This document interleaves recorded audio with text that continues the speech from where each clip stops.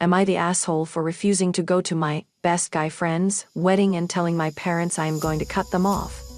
I grew up with my family and another family whose parents were best friends with mine since high school.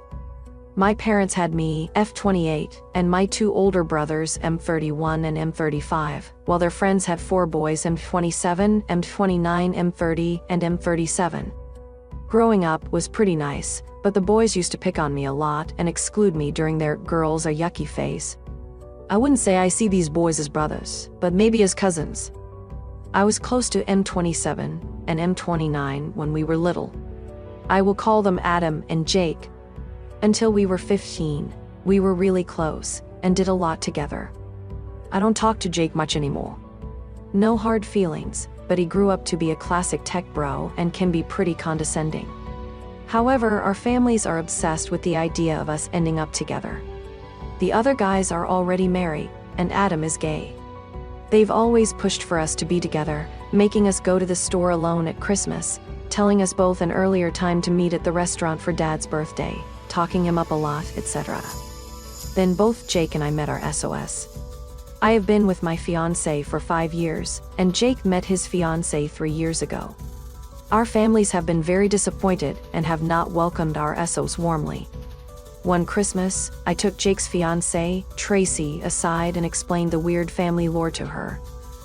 With Jake, just like we did with my fiancé, we assured her that it was just a weird thing of our family, and that Jake and I have not been close for ages and have never had more than a friendly relationship. Ironically, having to stand against our parents made us all a little closer.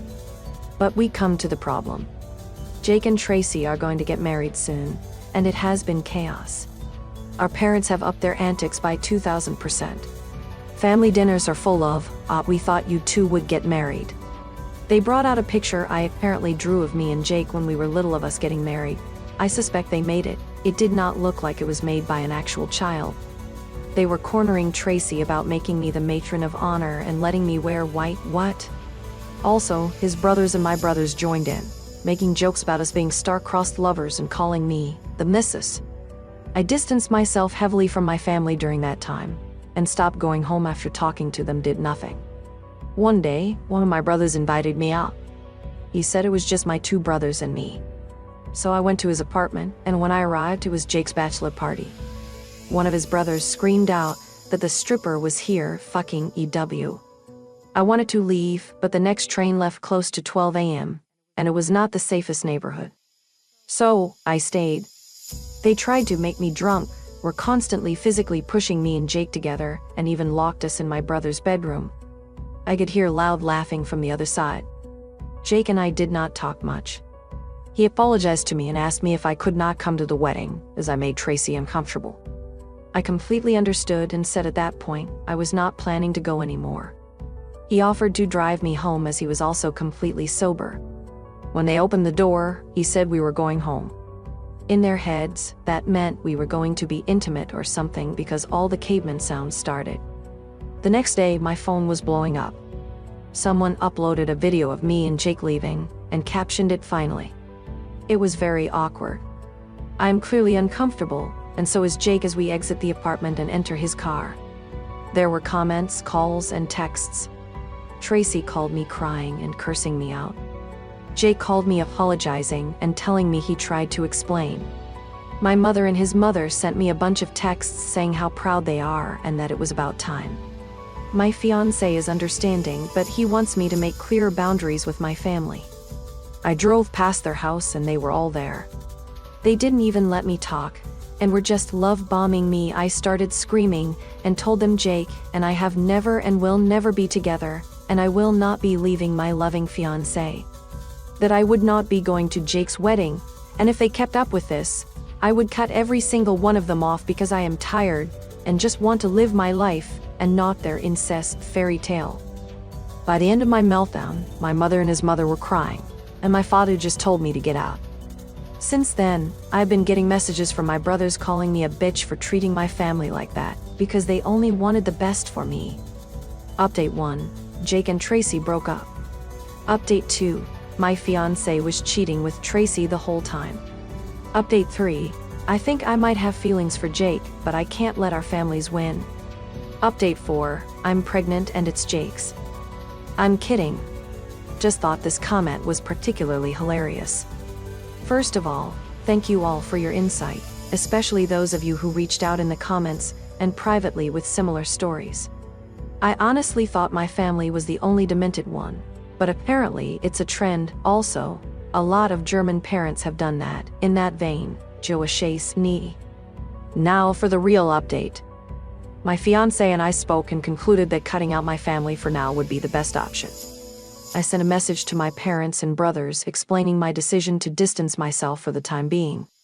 I emphasized that while I love them, I cannot continue to endure their pressure and manipulation. I told them their behavior had made me resent them, and to some extent, Jake. They ruined any friendly relationship we could have had, and made me feel gross and exploited. I told them they were setting me up to be sexually assaulted if it had been anyone else but Jake. I also told them that their controlling behavior was the reason I never told them about anything in my life. I told them it hurts to be with them, and I'm in a bad mood for days after meeting them. I never look forward to holidays with them, and I've caught myself wishing I would get into an accident or get sick before the holidays to have an excuse not to go. They cut themselves out of my life, and they will not be there when I get married, have kids, or in any other life achievements. After sending the message, I left the group, blocked them all, and felt really light. I cried with my fiancé for hours, and I didn't really know if it was tears of sadness, relief, or happiness. I was so conflicted. I just kind of fell asleep. Jake has also cut his part of the family off. According to Tracy, he just went to their home, dumped a sack of their stuff on the table, told them to stay the fuck away from him, and left.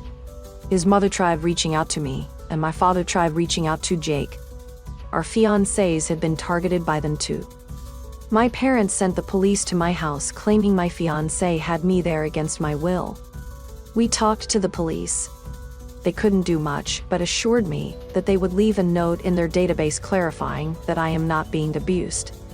I also asked how to go about a no-contact order, and they pointed me to resources. They also said they would tell my parents to leave me alone, and noted that should they make false reports, they would have to cover the cost of the drive out to me. As of Friday, we have different numbers. Tracy is coming over this afternoon, and I am taking her to my nail salon, and afterward, we are going to a game store because she really wants to play some escape games. Jake and I are still not close, and he is also not close to my fiancé. But he is happy that we have carved out a healthy space, and that Tracy is so comfortable with me now in such a short span of time. They are reevaluating their wedding plans, but I won't disclose more here. Also, to the people that made fun of me for saying that I couldn't drive by anywhere without a car. I have a bike. Anyway, that was it. It was only a week, and I don't see this going much further. My parents are going to keep contacting me probably, but it's going to be all right. We are all right.